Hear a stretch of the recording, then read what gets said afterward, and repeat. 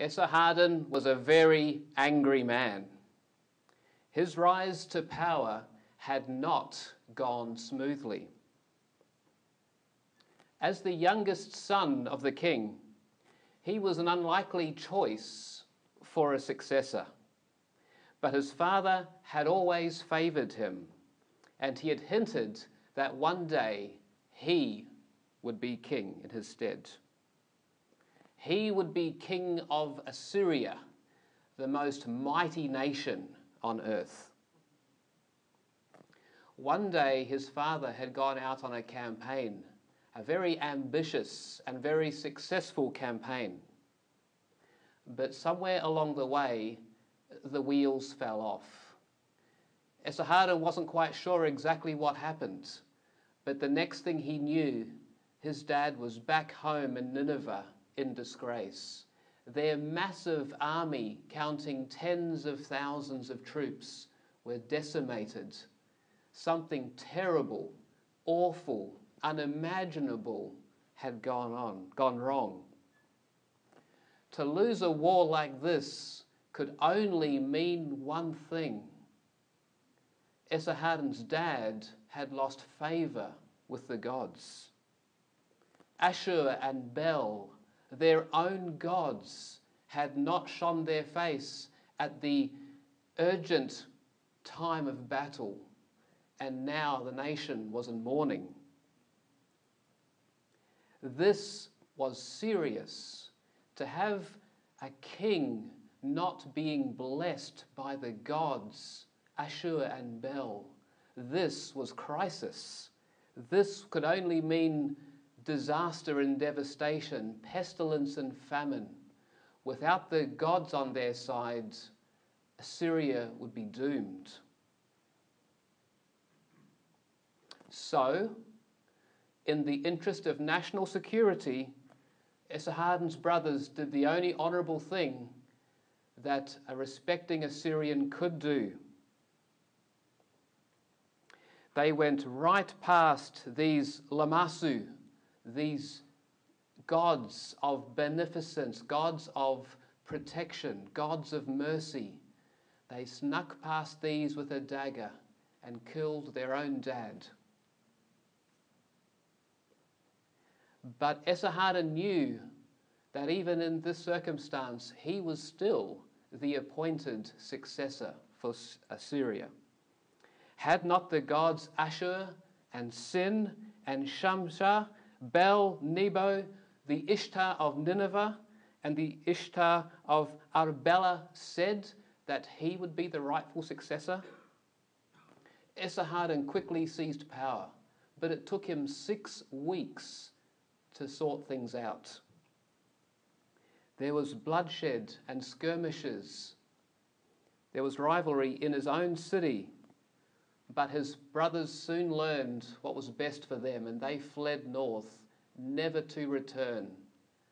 They wouldn't dare come back to face Esarhaddon, their young brother.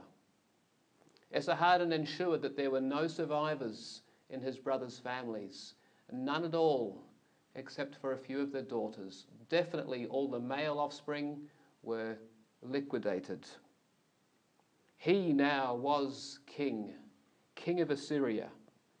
A prism was commissioned in his honour, and it reads to this day, Esarhaddon, great king, legitimate king, regent of Babylon, king of Sumer and Akkad, king of the four rims, the true shepherd, the favourite of the gods. He was used to getting his way. How many kings had flung themselves at his feet? How many had kissed his toes? Was it 20? Was it 21? In the last inscription it had 22 kings, but that was last autumn. No one dared question him. They wouldn't dare. Would you dare to question the great Esarhaddon? Do you know what Esarhaddon does to people that question him? But this is precisely the problem. Someone had dared, someone had dared to question him. It was one of his vassals, and king of a neighbouring country. Esarhaddon knew him well. Their fathers had made a tenuous treaty some years back. For years now, there'd been some sort of a relationship between these two nations, a financial transaction where both sides were getting rich at someone else's expense. They had gone through the ritualistic ceremonies of confirmation, of treaty with one another. They had cut animals, they had had feasts, that had lots of wine and great speeches. Esarhaddon's servants extolled the virtues of their master, great Esarhaddon, king of Assyria, who was so kind and generous to his vassal kings. His exceeding generosity and mercy and kindness was unmatched even by the gods themselves. Now, as Esarhaddon was continuing to develop and expand his building projects, one of his vassal kings had done the unthinkable. He had rebelled against Esarhaddon. Esarhaddon, the great king, the legitimate king, the king of the world, king of Assyria, regent of Babylon, king of Sumer and Akkad, king of the Four Rims, the true shepherd, the favourite of the gods. Preposterous! Who would dare? Yet he had. Esarhaddon had little patience. If he won't pay with gold and silver, he can pay with his blood. This man, the one who dares rebel against the great King Esarhaddon, he will be tied naked to a post with a rope, a piercing in his mouth. He will move his head at my every pull, even faster than an obedient dog. I will humiliate him worse than my slaves. Now, Esarhaddon isn't the only ruler who has laid claim to the Four Rims, the entire earth. This is what this God says: "For the Lord is God, and he created the heavens and the earth, and put everything in place. He made the world to be lived in, not to be a place of empty chaos. I am the Lord," he says, "and there is no other." This God doesn't merely claim to rule the earth. He claims that he created it. He claims that no rival can share his position. He claims to be the ultimate regent. What is this God like? How does this God treat people? How does he feel about you? This man has popularized quite a surge in recent times to either malign God's morality or to deny his existence. He has famously written, "The God of the Old Testament is arguably the most unpleasant character in all fiction." And he goes on to list various traits: jealousy, pettiness, injustice, unforgiving, control freak, and a whole long list of accusations against this character.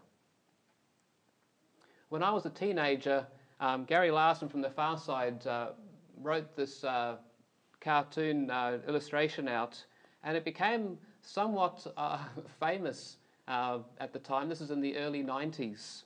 And it pictures an old man sitting at a computer. And if you look carefully, you see the finger is hovering over a button. I don't know if you can read the words on that button. The button says "Smite." And you can see a man on the computer screen. This is obviously the early 90s because we didn't have fancy devices like today. But in those days, this was the coolest computer screen. It's even in full color, which in 1991 was pretty sophisticated. This is a full color screen. And you can see a man walking along, minding his own business. And suspended above him is a grand piano just waiting for this man at the computer God, allegedly, to push the smite button, release the piano, and give that guy a bit of a headache. These are the kind of pictures that some people have about God. What is this God really like? Non-believers have issues with God, and even believers have issues with this God. Is he really fair? Is he really kind? Is he really merciful? Just a quick little review for you. In the 1300s, what is now considered to be a fairly famous work was created, entitled Dante's Inferno. This man gave to us what he thought was a picture of the God of the universe. And in this picture you can see three options for people when they reach the afterlife. We talked about that on night 3. He went on to suggest that there were levels of punishment and that people who were naughty would get bigger punishments depending upon how naughty they were. Thankfully for the non-believers, if you are unbaptized but virtuous as a pagan, you only went down as low as level 1, and that was not actually a serious punishment. It was more like a place of, I wouldn't say nothingness, but at least you weren't actively tortured.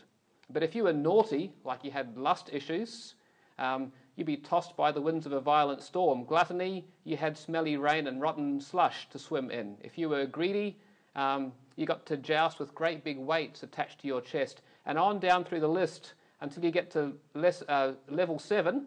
There's several different options there for torture depending upon the flavour of your issue. If you had fraud, there was a whole list of punishments I didn't list there. And number 9, treachery, the ultimate level of naughtiness, received the greatest punishment, and you ended up in a frozen lake, interestingly enough. Dante's Inferno is epitomized by a frozen lake that contains, in his opinion, Lucifer, Satan, Judas, and Cain. And this picture illustrates what we have taught in the Christian church for centuries, that God is a God who will make things right. If you've been naughty, you've got a ton of bricks coming, and here's a pot of cauldron to prove what God does to people who don't play the rules his way. No wonder many Christians and non-believers alike have questions about this kind of a God. Is that really what God is like? Is that the kind of person that you'd want to have a relationship with? Would you trust somebody that behaves like this? Modern tyrants, as bad as they might be in your opinion, are nothing compared to Esarhaddon. Esarhaddon knew how to make life miserable. But according to this teaching, maybe God could be worse, because at least Esarhaddon had the decency to let people die in the end.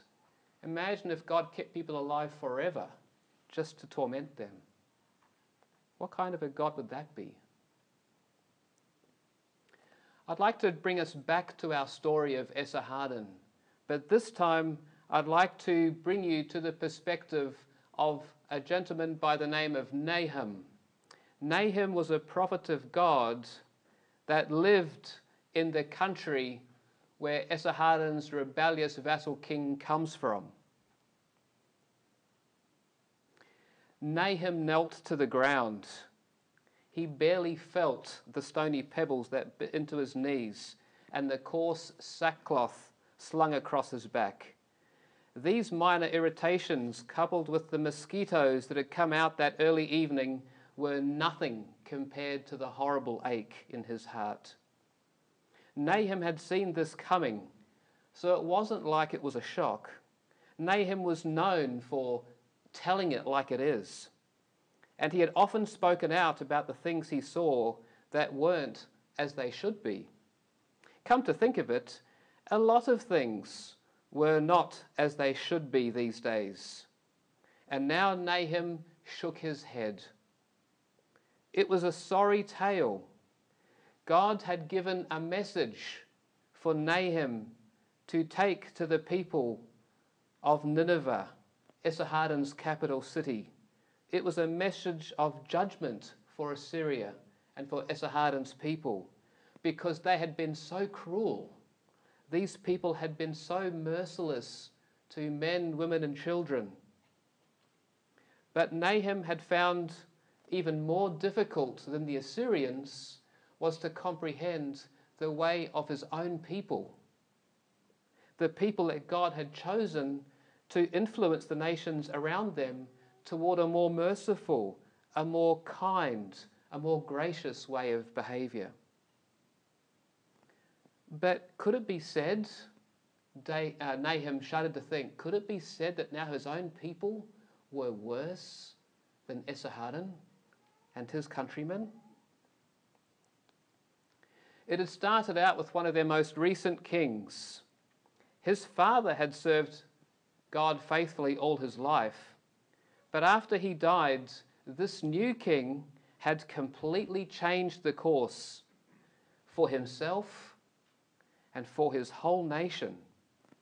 It had started out bit by bit. A little compromise here, a little bending of the truth there. It was all in the national interests, of course, or so he made out. It was all about cultural sensitivity. If we do things like they do, we'll be able to make better business contracts. We'll be able to have more financial stability. We'll be able to influence people and generate more business. And so it had went until things had gone too far. The king began doing things that aren't mentionable in polite conversation. He had killed so many people that the streets of his capital city were literally flowing with human blood. He set up brothels disguised as places of worship. And not just any brothel, the things in there would make a grown man wince. He desecrated the temple of God and made it a key focal point for more of this worship. He silenced anyone who didn't go along with him, including Isaiah. This is the same Isaiah whose scroll we looked at in session 1. But beyond all this, he went so far as to offer his own son, his own child, his own pride and joy as a burnt offering for his gods. He thought he'd be able to appease the gods this way, and he urged his people to follow his example. Nahum slowly sat up and shook his head. It was also predictable. Once the king had given himself over to such a debased way of living, how could God protect these people and perpetuate this kind of evil? First, the Assyrians had come and forced him to pay more tribute to them. Then the king had rebelled against them and refused to pay the tribute that was demanded. That wasn't likely to go over well with King Esarhaddon, king of Assyria, king of the Four Rims. And indeed it didn't. This is a true picture, by the way. Esarhaddon, the great king, the legitimate king, the king of the world, the king of Assyria, the regent of Babylon, the king of Sumer and Akkad, the king of the Four Rims, the true shepherd, favoured of the gods, had stormed into Judah. He was known for being decisive and brutal. He had quickly squelched the uprising.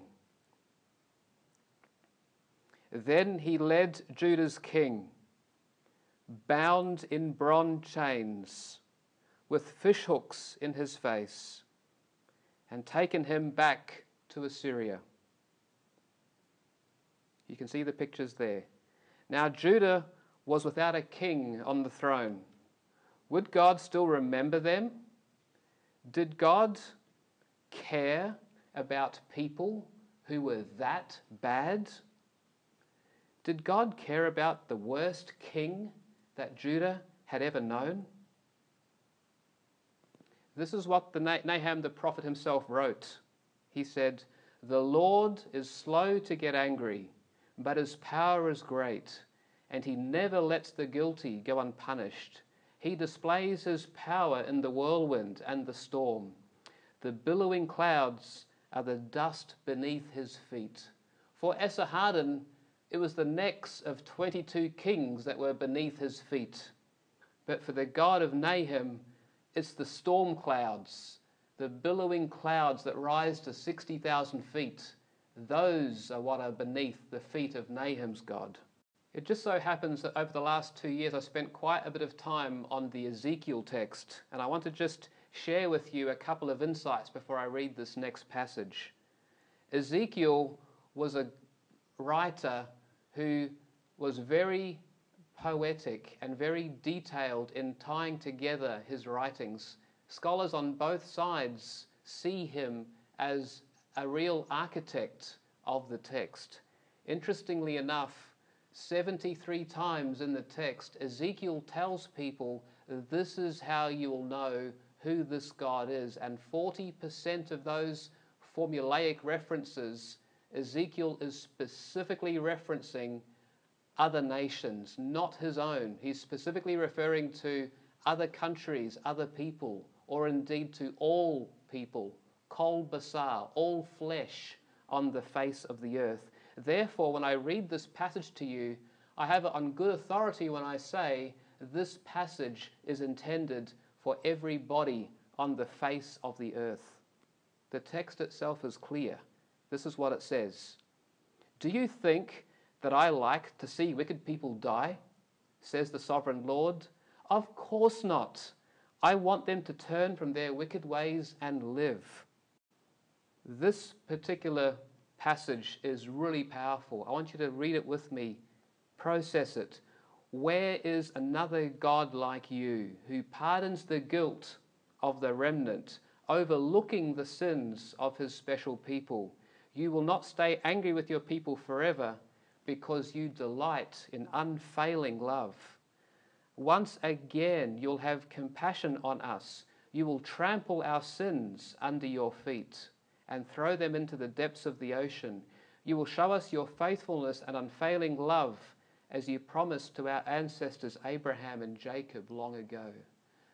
God doesn't put people's necks under his feet. God puts our mistakes under his feet.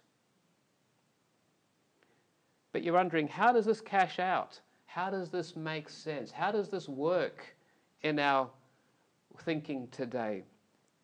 Even before Esarhaddon was born, kings of the ancient Near East would oftentimes find it expedient to enter into a treaty. Oftentimes a strong king would approach a weak king to make an agreement, a contract, a covenant, because both of them needed each other in order to survive. The strong king needed some stability and some income.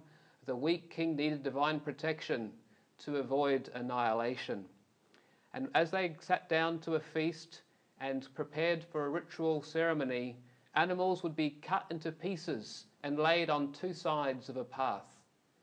Some promises and sayings would be spoken, not unlike those promises and sayings of Deuteronomy 28. And then the weak king, the vassal, would walk between the pieces. The weak king was making a promise. "O great king, if I renege, if I go back on the promise, may I be in pieces like the animals beside me." That was the promise.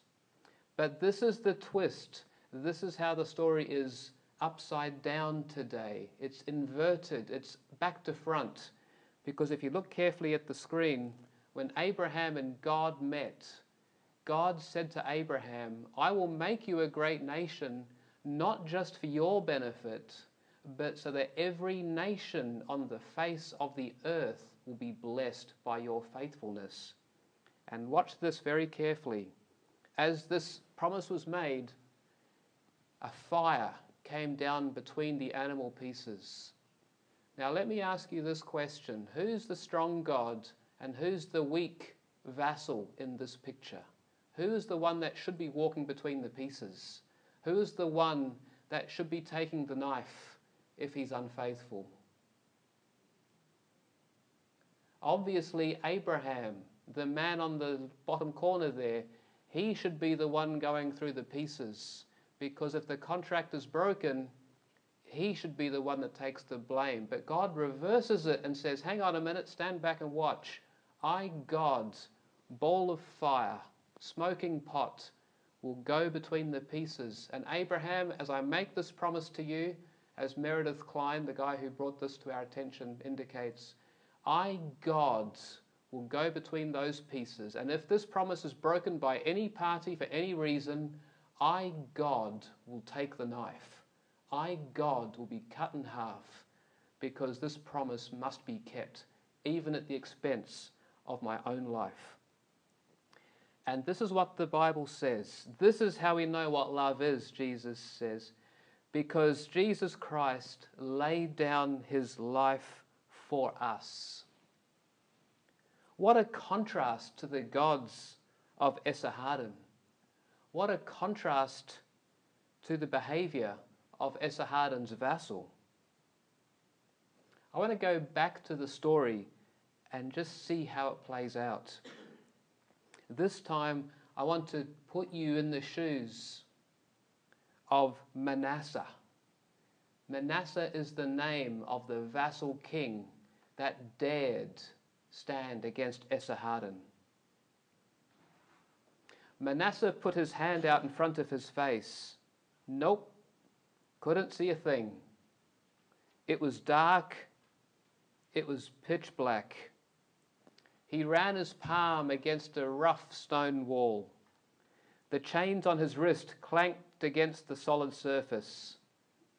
Such permanence, so unyielding. He let out a long, slow breath. He was still alive.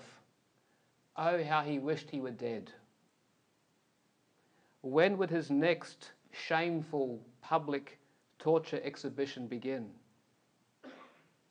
His mind replayed the scenes of the past few days, the enemy soldiers ambushing him, their rough jostling and threats, the chains clinked onto his wrists and ankles, the fishhooks inserted into the most tender places of his body, being wrenched away from his palace, his servants, his guards, to face the enemy in shame. Shame. That's what he felt as he met Esarhaddon. Esarhaddon looked down at him.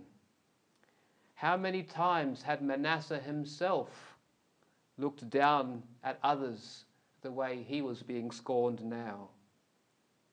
To Isaiah the prophet that had been sent to warn him, to the prophets and other followers of the true God. Shame, torture, murder. That's what Manasseh had performed on other people so many times. And now it was his turn. Manasseh's mind was in a haze. He was not able, he didn't want to remember what had happened the last few days. The Assyrians had taken him to their home country. They had thrown him into this dungeon. There, day blurred into night, and night blurred into day. A darkness darker than anything he'd known was even possible. The only thing he had available was time. Too much of it. Time to think. Time to remember. Time to be embarrassed. Time to have shame. This is how the chronicler mentions Manasseh's rule. Manasseh, it says, led Judah and the inhabitants of Jerusalem astray to do more evil than the nations whom the Lord destroyed before the people of Israel.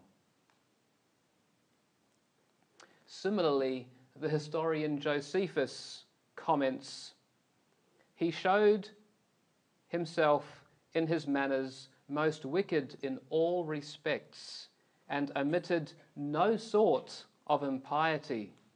That means he did everything. But he imitated those transgressions of the Israelites, by the commission of which against God they had been destroyed. He barbarously slew all the righteous men that were among the Hebrews. Nor would he spare the prophets, for every day he slew some of them, till Jerusalem was overflown with blood. Manasseh thought back to all the choices he had made, the terrible things he had done. Was there any hope for him? Was there any light at all? He remembered his boyhood. He remembered his father, who had taught him well, who had taught him a lot about the God of Abraham. He hadn't taken much notice, but now he wondered. His dad had said that this God was a God of love.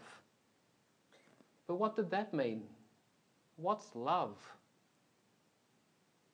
Manasseh had thought that love was a business contract. If you want something from your God, you offer a sacrifice to the God. Then hopefully your God will be pleased and give you what you want. The same was true for Manasseh's relationship with Esarhaddon. You want wealth, prestige, and honor? You give what Esarhaddon demands. But one false move, and look out. Esarhaddon will come down on you like a ton of bricks. There's got to be something more than this to love, Manasseh thought. He tried to remember the scriptures that he had been taught as a boy. His own name, Manasseh, means causing to forget. How much Manasseh had forgotten about his ancestors. How much had Manasseh done to cause his own countrymen to forget their ancestral past, the stories that had been handed down to them. But there was one thing that Manasseh remembered. As a boy, he had studied the writings of Moses.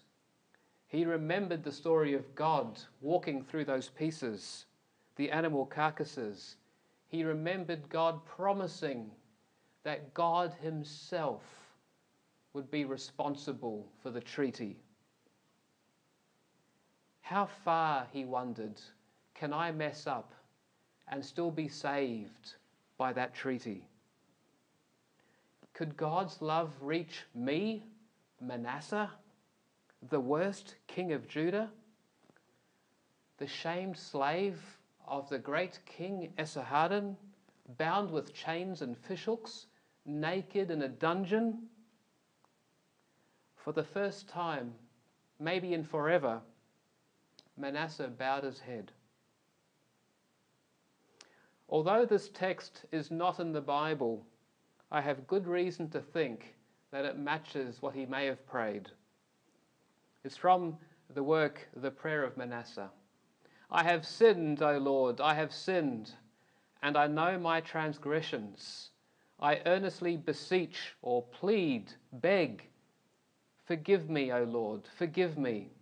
Do not destroy me with my transgressions. Do not be angry with me forever, or lay up evil for me. Do not condemn me to the depths of the earth, for thou, O Lord, art the God of those who repent. And in me thou wilt manifest thy goodness. For unworthy as I am, thou wilt save me in thy great mercy, and I will praise thee continually all the days of my life. For all the host of heaven sings thy praise, and thine is the glory forever. Amen.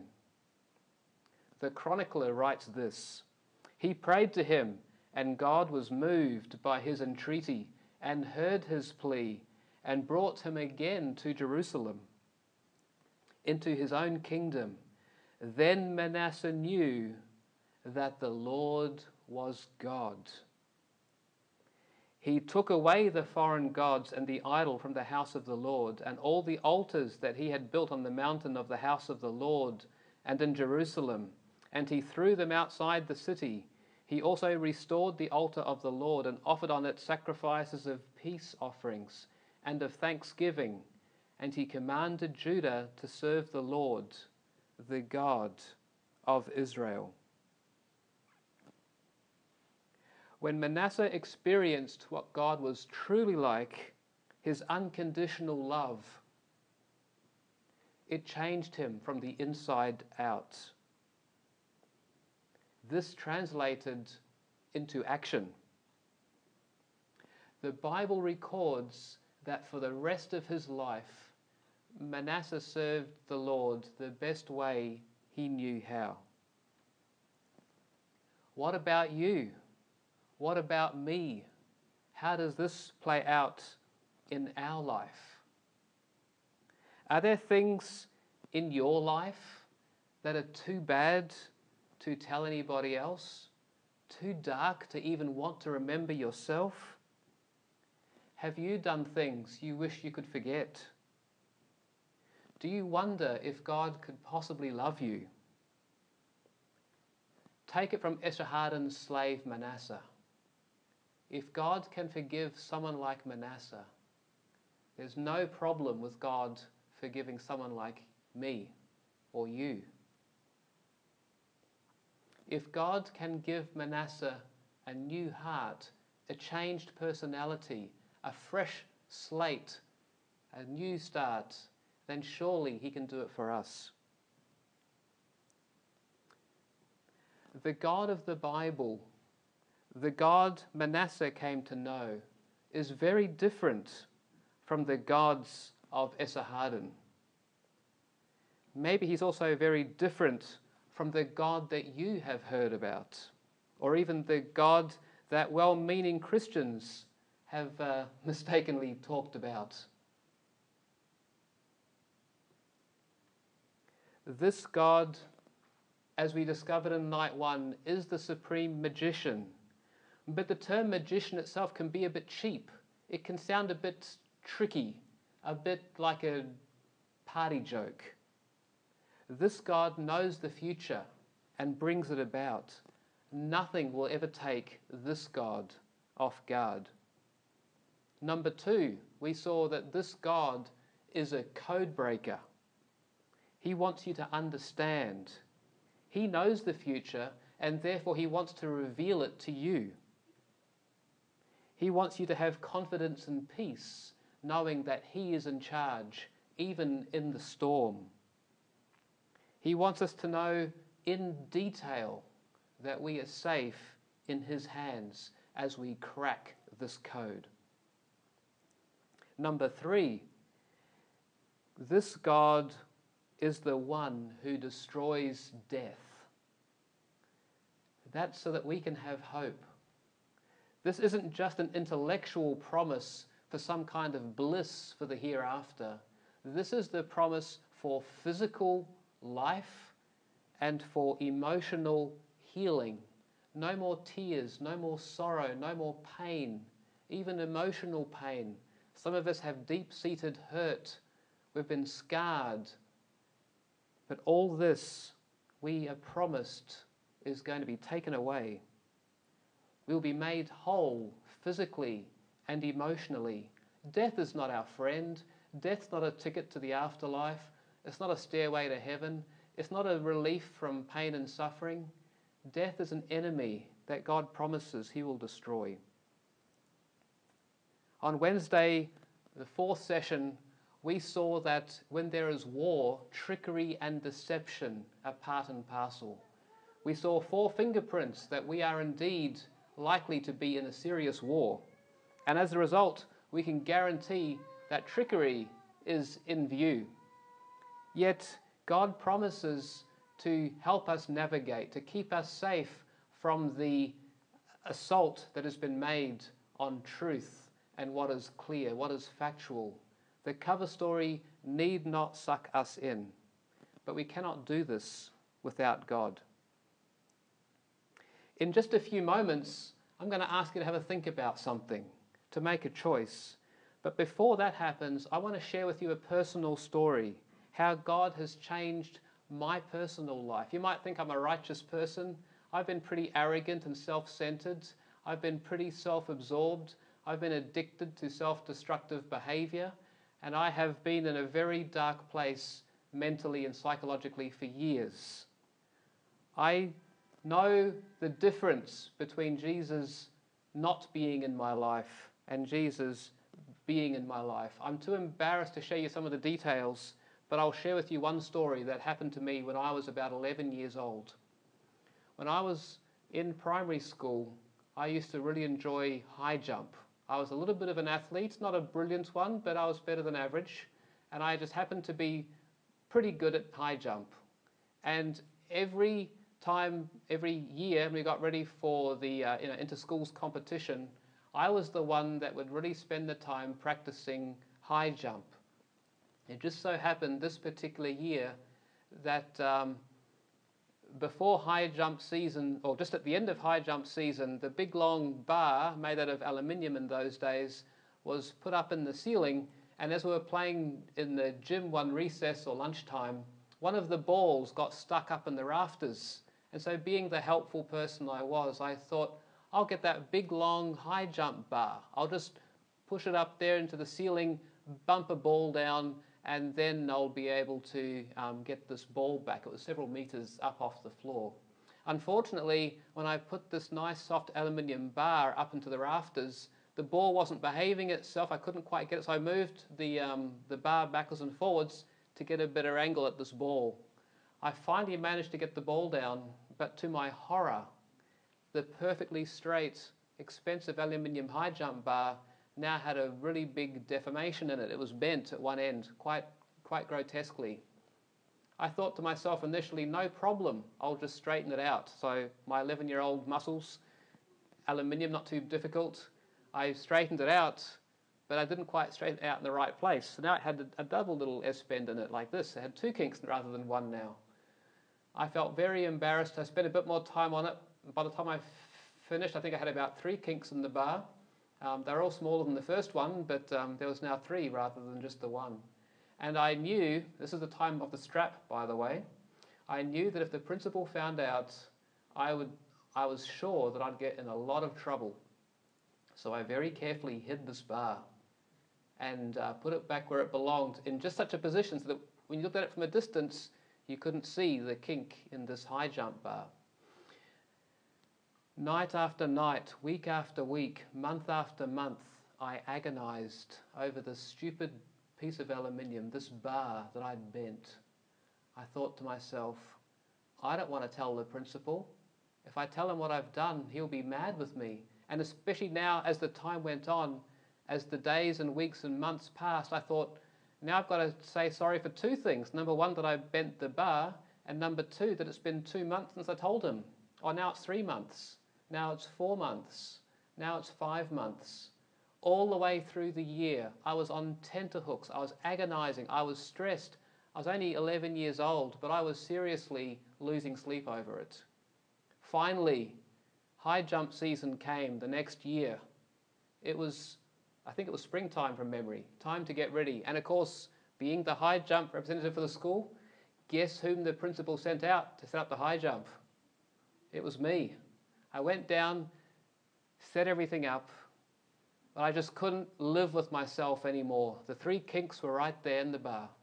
And I went back to the principal and I said, "Dear Mr. Principal, I have a confession to make, and I'm ready to take whatever punishment is due." Because by this stage, honestly, the strap was the least of my worries. My head was really troubling me. I was so stressed. I was now, I think, 11, 12, somewhere there, whatever it was. Like 9 months later, I think it was, after I'd bent the bar. And I just blurted it all out. So I bent the bar, I poked it up in the ceiling, and I bent the bar, and I was trying to get the ball down, and I haven't told you for like 9 months, and I just feel so terrible. I didn't tell you, and I'm really sorry. And he said, "Let me have a look at the bar." So he had me have a look at it, and he just put his knee on and straightened it all out. And he said, "I think that'll be good enough. Is that good enough for high jump now?" I said, yes, that's fine. He said, "Where you go then?" And I felt like a complete idiot that for 9 months I had lost all the sleep worrying about all of these things that might happen for coming clean on this mistake that I'd made. And I kicked myself. Why didn't I go to him 9 months earlier? I could have saved 9 months of stress and anxiety. I shared that story with you because it's more sanitized than some other stories that I would share with you. I don't feel comfortable sharing those other stories. But this story from an 11-year-old Nathan tells you a taste of what I've learned the hard way. Maybe you've learned the hard way as well. And that's why, in closing tonight, I want to throw you a lifeline. Not from me, but from the God that made the heaven and the earth, the God that rules over Esarhaddon, the God that rules over Manasseh. Why wouldn't we want this kind of relief? The fifth circle, we can trust this God because he is the one who walks between the torn animal pieces. He is the one that values you and me this much. This is a God who forgives us, who is willing to give us a fresh new start. Why didn't we approach him 9 months ago? Love for God is not a business contract. He doesn't increase or decrease his concern for you based upon your behavior. He's not like Esarhaddon, waiting to put his foot on your neck if you don't kiss his toe enough times. God is like a soulmate. He will do whatever it takes to win your affection. And if you still slam the door in his face, he will stand there respectfully and cry until you're willing to change your mind. If you're not willing to change your mind, he'll accept it, but only with a broken heart. God's love is forever. His punishment is temporary. Hell, if you want to think about it that way, is a temporary thing. But God's love, God's law, God's kindness, that is what lasts forever. I think most people have it wrong. Atheists and Christians combined. We could learn a lot from the God of Manasseh. God says suffering and sin will be no more. Death will be no more. God will not force anybody into eternity. You know, I just thought about it today. It's ironic. In eternity, God will be the only person who doesn't get his way. Every single saint, I use the inverted commas, everyone that wants to be with God forever will get their wish. Everybody that wants to slam the door in God's face forever will get their wish without being tortured. God himself will be the only one who doesn't get his way because he wants everyone to be there. And I'm sorry to say, unless we choose, we might miss out. God's the one that is heartbroken here.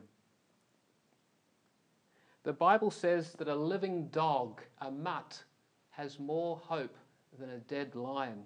So as long as your body has breath, you have an opportunity to make a choice. You have a chance to go back and revisit that relationship with God. Don't wait until tomorrow because you don't know how many breaths you have left. Today could be, I'm not trying to wish ill upon you, but we don't know how many days of breath we have left. I want to encourage you tonight, if you have a piece of paper with you, or if you'd like a piece of paper, I'm going to invite you to make a private, personal contract. I'm not going to see it unless you want to show it to me. No one else needs to see it unless you want to show it to them. But I'm encouraging you to get a piece of paper, if you want to, and make a personal contract with this God who says, I love you, I value you, I forgive you. Maybe you could write something like this on your piece of paper. And I'd like you to put this piece of paper in your pocket, in your wallet, or in your purse. It's just a reminder to yourself, a contract, if you will, like God passing through those pieces. I, Nathan, want to connect with that kind of God, the God of the 5 circles, the God who loves me, the God who wants to take me home. Thank you so much for coming. Happy to chat with you privately. If there are any questions you want to ask publicly, I'll do my best to answer. Otherwise, have a wonderful afternoon and thanks for coming out tonight. So good to see you.